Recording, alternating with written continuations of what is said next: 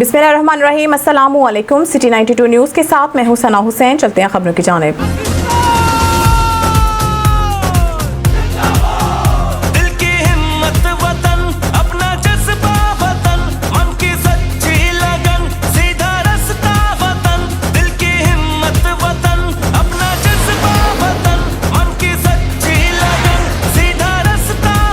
Government special education डी ground में जश्न आज़ादी के हवाले से केक कटिंग तकरीब मुनक्कद हुई, जिसमें DO special education Khalida Parveen, principal अदारा स्पेशल एजुकेशन डी ग्राउंड लीगी रहनुमा अरफान मनान, सदर अंजमन ताजरान चौधरी परवेज इकबाल कमोका, माहिर तालीम मोहम्मद इकबाल राव, सदर स्पेशल एजुकेशन एबका राना आबिद, साबका सदर स्पेशल एजुकेशन चौधरी खादम गुजर, फैसल इस्लाम मियाँ सईद, बाबर सहोत्रा, शफीक सक्सेना व दीगर की शिरकत। सदर स्पेशल एजुकेशन राना आबिद ने अपने तमाम ओहदेदारों के हमरा केक काटा और मुल्क पाकिस्तान की सलामती के लिए दुआ की गई। आखिर में तमाम मेहमानों ने DO special education Khalida Parveen के हमरा पौधे लगाकर शजरकारी की।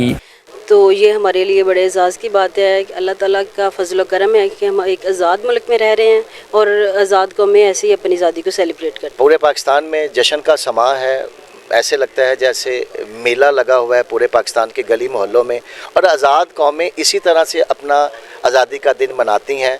ये कलमा तैयबा की बुनियाद पर मार्ज़ वजूद में आया हुआ पाकिस्तान इंशाअल्लाह ताला ता क़यामत जो है कायम व दायम रहेगा।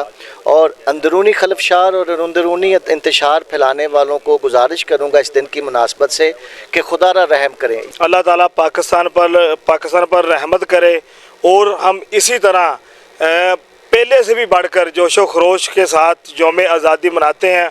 और मैं तमाम पाकिस्तानियों को जश्न आज़ादी की मुबारक देता हूँ। एक आगाज़ की दास्तां